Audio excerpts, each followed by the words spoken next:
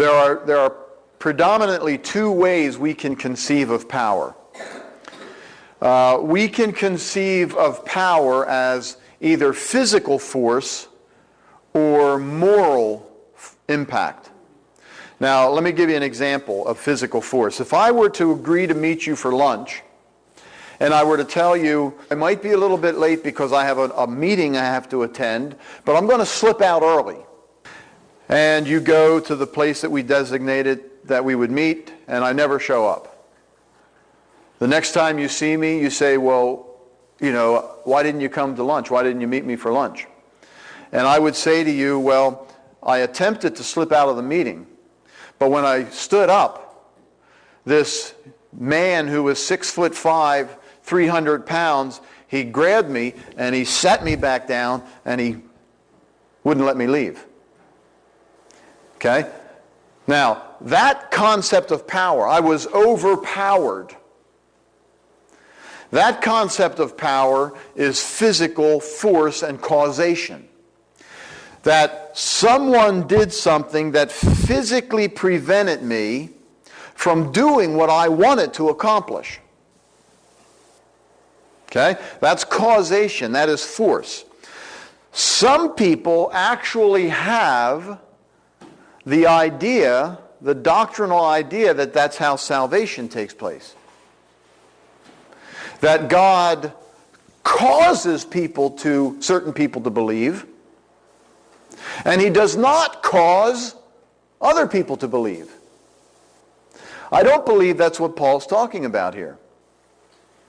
I believe Paul is talking about the gospel being the power of God in the sense that it is a moral impact or a moral influence that changes something within us. And let me give you the example that would correspond with this regarding the word power.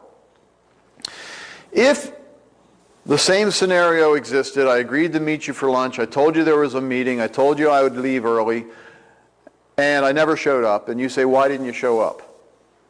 And I will say to you, well, I went to the meeting with the intention of leaving early, but the speaker at the meeting was so powerful that I couldn't leave. Now, does that mean that somebody physically prevented me from doing what I wanted to do? No. It means that somebody was so compelling in their moral influence and impact that I actually changed what I wanted to do.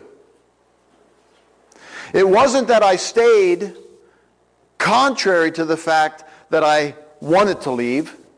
It was that I stayed because I changed my purpose about what was most appealing and most attractive and most important. And I believe that's what Paul is saying here, because when we read about the gospel, we have this picture of various places that in the gospel is the greatest display of God's love that you will ever see. That it is a demonstration of God's righteousness. It is a demonstration of God's mercy. It's a demonstration of God's love and patience and provision at His own suffering, at His own cost, at His own expense to benefit us.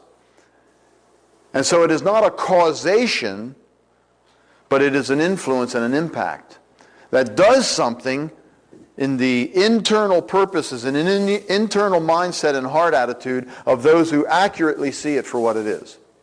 The gospel is the power of God's salvation. Gospel government, then, doesn't operate purely by reward and punishment. It operates by love and trust, or what we might call faith when we use the word trust or faith. So when we're talking about the difference between legal government and gospel government, one of the main differences is this: that it is not the presence of a reward that motivates and regulates my behavior. It is the presence of love that motivates and regulates my behavior. It is not the threat of punishment that motivates and regulates my behavior. It is the presence of trust that has modified the reason why I do what I do. Legal government needs that external presence of reward and punishment. The gospel or gospel government does something within the heart and mind of the individual which serves as the regulating motivation behind why we do what we do. Something that's important for us to understand is this, that both legal government and gospel government are intended to lead people to do what's right. When a man is getting ready to steal somebody else's car, and the legal presence of a police officer as an external force pulls up beside him, the hope is that the person will not steal the car. See, that's the right thing to do. Don't steal the car. The big difference is this. That person who would steal the car, if the police officer was not present, is different than the person who sees the keys, sees the car, and makes a decision that the right thing to do is to leave this car for its rightful owner. And maybe even, see if you can find the owner before somebody else steals the car. One person did not steal the car because there was an external legal presence there. The other person did not steal the car because there was an internal motivation and reality to do what was right because it's right. In both cases, they did what was right on the external level. But the difference is, one was motivated by an external legal presence, the other was motivated by an internal reality. Okay? So the difference between legal regulation and moral regulation or gospel regulation has to do with the motivating factor. And what God is aiming for in the gospel is to do something radical in the life of a human being that changes the motivating factor. And again, momentarily we will see how we fail to present the gospel in that way. Next statement we have then is that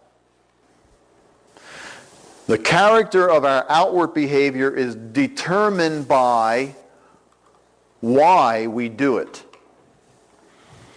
In other words, you can have two people do the very same thing outwardly, but for one of them it is virtuous and for one of them it is not.